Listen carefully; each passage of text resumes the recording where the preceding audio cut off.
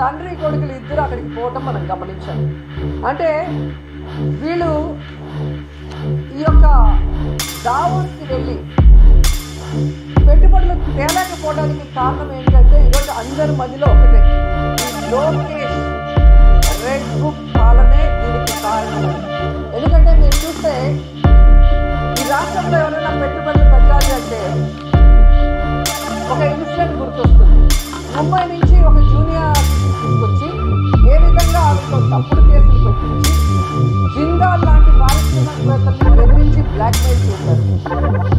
మరి ఈ విధంగా పారిశ్రామికవేత్తలను బెదిరించి బ్లాక్మెయిల్ చేస్తే ఈ రాష్ట్రంలో ఎవరైనా పెట్టుబడులు పెట్టడానికి వస్తారా నేను అడుగుతున్నాను. అలాగే ఐపీఎస్ అధికారులు సీనియర్ మోస్ట్ ఆంజనేయులు గారు, సంజయ్ గారు, నానా గారు, విశాల్ గుర్ని లాంటి ఐపీఎస్ ఆఫీసర్ల మీద కూడా కక్ష సాధింపుగా కేసులు పెట్టి వేధిస్తే ఈ రాష్ట్రంలో ఎవరైనా పెట్టుబడులు పెట్టడానికి వస్తారని అనుకుంటున్నారు. అలాగే ఐఏఎస్ ఆఫీసర్లు కూడా 7 నెలలుగా కొంతమందికి పోస్టింగ్ ఇవ్వకుండా వాళ్ళని వేధిస్తూ వాళ్ళని జైల్లో పెడతామని బెదిరిస్తూ ఈరోజు చంద్రబాబు నాయుడు ప్రభుత్వం డెసిషన్స్ తీసుకుంటుంటే ఎవరైనా పెట్టుబడులు పెట్టడానికి వస్తారని నేను అడుగుతున్నాను. ముఖ్యంగా ఈ రాష్ట్రంలో మీరు చూస్తే ఆడపిల్లలు, చిన్న పిల్లల మీద అత్యాచారాలు, అఘాయిత్యాలు, అలాగే హత్యలు జరుగుతుంటే అలాంటి రాష్ట్రంలో ఎవరైనా పెట్టుబడులు పెట్టడానికి వస్తారని నేను అడుగుతున్నాను. అండ్ ముఖ్యంగా నారా లోకేష్ దావోస్కి వెళ్ళి శక్తి లేకుండా నా ప్రత్యర్థుల్ని అణగదొక్కడానికి నేను రెడ్ బుక్ని యూజ్ చేస్తున్నాను అని చెప్తే ఎవరైనా పెట్టుబడులు పెట్టడానికి వస్తారని నేను అడుగుతున్నాను. ఈరోజు మీరు చూస్తే ఈ రాష్ట్రానికి పెట్టుబడులు రాకపోవడానికి కారణం ఈ రెడ్ బుక్ రాజధాని.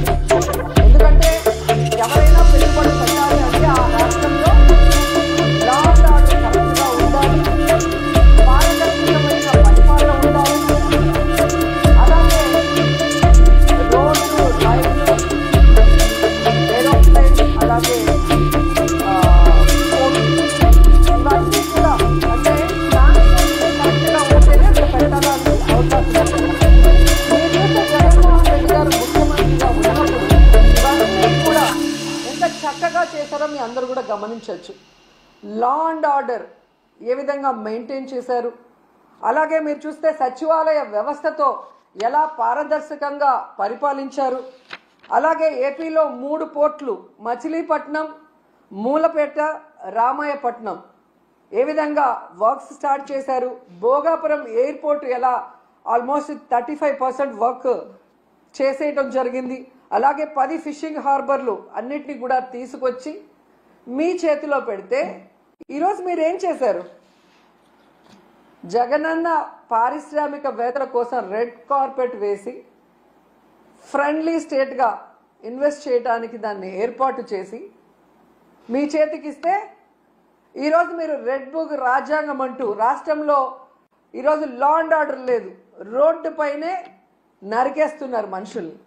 అలాగే ఎవరు నోరు తెరిసినా వాళ్ళ మీద కక్ష సాధింపుగా తప్పుడు కేసులు, ఒకటి రేప్ కేసు లేదా అటెంప్ట్ మర్డర్ కేసు లేదా ఎస్సీ ఎస్టీ కేసులు పెట్టి చట్టాన్ని కూడా తమ చుట్టాలుగా వాడుకోవాలన్న ప్రయత్నం చేస్తున్నది నిజం కాదని నేను అడుగుతున్నాను.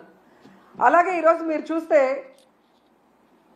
ఈ చంద్రబాబు నాయుడు, లోకేష్ చేస్తున్న పనుల వల్ల ఈ రాష్ట్ర ఇమేజ్ దెబ్బతినటం వల్ల ఈరోజు దావోస్లో పారిశ్రామికవేత్తలు ఒక్కటంటే ₹1 కూడా మనకి ఎంఓఈ చేయకపోవడం చాలా బాధాకరం. ఎందుకంటే ఈరోజు వీళ్ళు దాదాపుగా ఈ స్పెషల్ ఫ్లైట్లు, కోట్లు, బూట్లు, సూట్లు కని వీళ్ళ ఖర్చులకే 20 కోట్ల పైగా అయింది. కనీసం ఆ దారి ఖర్చులకి అయిన డబ్బైనా ఎంఓఈలు చేసుకొచ్చారంటే సిగ్గుచేటు. మాటలేమో ఇంత చెప్తారు కానీ పని చూస్తే జీరో. సో అందుకే అంటారు గొప్పలు చెప్పుకోవద్దయా తిప్పలు తప్పవని. కానీ చంద్రబాబు నాయుడు వినడు. ఈరోజు కేవలం తన కొడుకుని ప్రమోట్ చేసుకోవడానికే దావోస్కి వెళ్ళాడు. ఈ రాష్ట్రానికో, రాష్ట్ర ప్రజలకో, ముఖ్యంగా రాష్ట్ర యువతకో ఉపయోగపడే విధంగా ఏది చేయాలన్న ఆలోచన లేదు అనేది ఈ పర్యటనతో అందరికీ అర్థమైపోయింది. ఎందుకంటే అంత పెద్ద వేదిక మీద సీఎం చంద్రబాబు నాయుడు గారు మా రాష్ట్ర ఆర్థిక వ్యవస్థ చితికిపోయింది, చాలా పేద రాష్ట్రంగా మేము మిగిలిపోయాం అని అంత పెద్ద వేదిక మీద చెప్తే ఏ పారిశ్రామికవేత్త వచ్చి ఇన్వెస్ట్ చేస్తాడు? అసలు ఎందుకు అలాంటి మాటలు మాట్లాడాల్సి వస్తుందో నాకు అర్థం కావట్లేదు. ఎలక్షన్స్ ముందు కూడా దాదాపుగా 14 లక్షల కోట్ల అప్పు ఉందని చెప్పి అబద్ధాలు చెప్పటం, ప్రజల్ని కన్ఫ్యూజ్ చేయటం. తీరా మొన్న అసెంబ్లీలో చూస్తే బడ్జెట్ డాక్యుమెంట్స్లో 6.5 లక్షల కోట్లు మాత్రమే అప్పు ఉంది అని చెప్తారు. రాష్ట్రం విడిపోయాక నువ్వే కదా మొదట ముఖ్యమంత్రిగా 5 సంవత్సరాలు ఉన్నావు. నువ్వు ఎంత అప్పు చేసి దిగిపోయావు, 5 ఏళ్లలో మేము ఏం చేసామో చెప్పాలి కదా జనాలకి. కానీ బయట ఒకటి లోపల ఒకటి మాట్లాడటం. ఏదైతే ఆంధ్రప్రదేశ్లో అబద్ధాలతో కట్టుకథలతో పచ్చ మీడియాతో ప్రజల్ని మభ్యపెట్టారో అదే విధంగా దావోస్లో కూడా మీరు మభ్య పెట్టాలన్న ప్రయత్నం ఈరోజు పెట్టుబడిదారులు పారిపోవడానికి కారణం కాదా చంద్రబాబు నాయుడు, లోకేష్ అని నేను అడుగుతున్నా. ముఖ్యంగా జగన్ గారు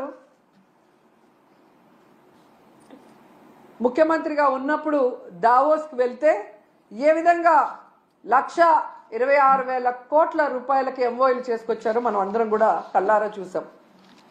అలాగే విశాఖలో గ్లోబల్ ఇన్వెస్ట్మెంట్ సమ్మిట్ ఏర్పాటు చేసి 13.5 లక్షల కోట్ల రూపాయలకి ఎంఓయూలు చేయడం మీ అందరూ కూడా గమనించారు ఈ రాష్ట్ర ప్రజలు.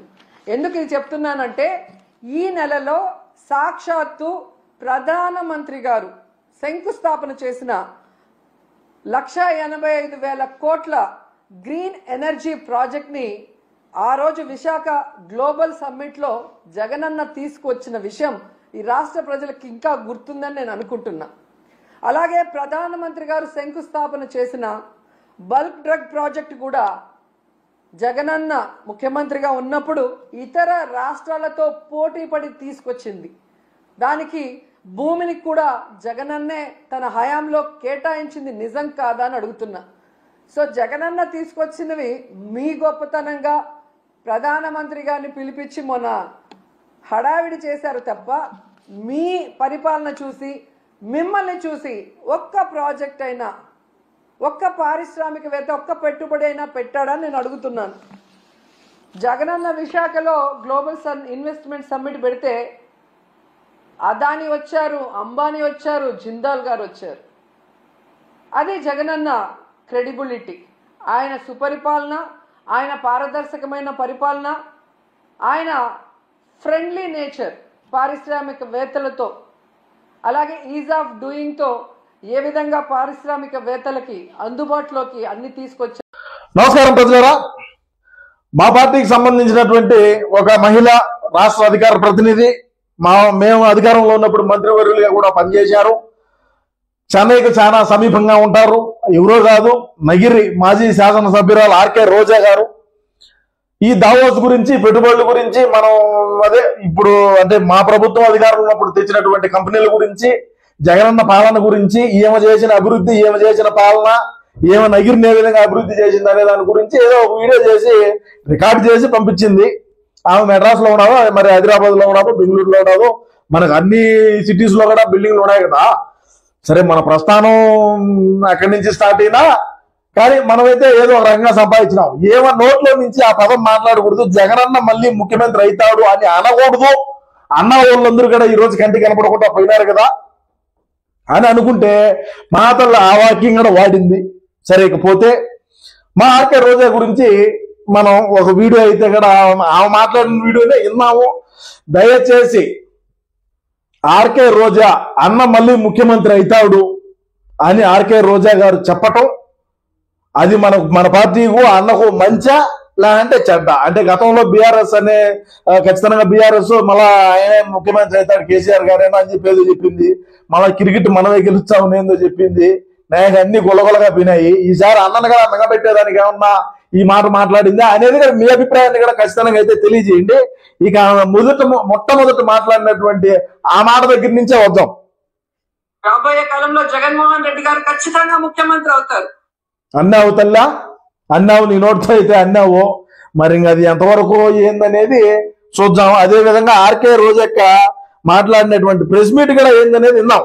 నాయుడు గారు పాల్గొని రాష్ట్రానికి పెట్టుబడులు తీసుకొస్తారని అందరూ చాలా ఆశగా ఎదురు చూశారు. లాస్ట్ ఎలక్షన్ మీకు తెలుసు, ఎలక్షన్స్ ముందు దాదాపుగా యువతకి 20 లక్షల ఉద్యోగ అవకాశాలు కల్పిస్తాను అని చాలా గొప్పగా చెప్పారు చంద్రబాబు నాయుడు. సో అందులో భాగంగానే మొదటి దఫాగా మొదటి సంవత్సరం దావోస్ కి వెళ్లారు కదా. సో రాష్ట్ర ప్రజలందరూ గర్వపడేలాగా, కూటమి నాయకులు కార్యకర్తలు గర్వపడేలాగా ఈ చంద్రబాబు నాయుడు తన అనుభవాన్ని అంతా కూడా రంగరించి కనీసం 4 లక్షల ఉద్యోగ అవకాశాలైనా కల్పించడానికి, సంపద సృష్టిస్తారని, సన్మానాలు సత్కారాలు అన్నిటికీ రెడీ అయిపోయి స్వాగతాలు పలకడానికి అన్ని ఏర్పాట్లు కూడా చేసుకున్నారు. కానీ చంద్రబాబు నాయుడు లోకేష్ దావోస్ కి వెళ్ళి ఎన్ని కోట్లు తీసుకొచ్చారు, ఎన్ని లక్షలు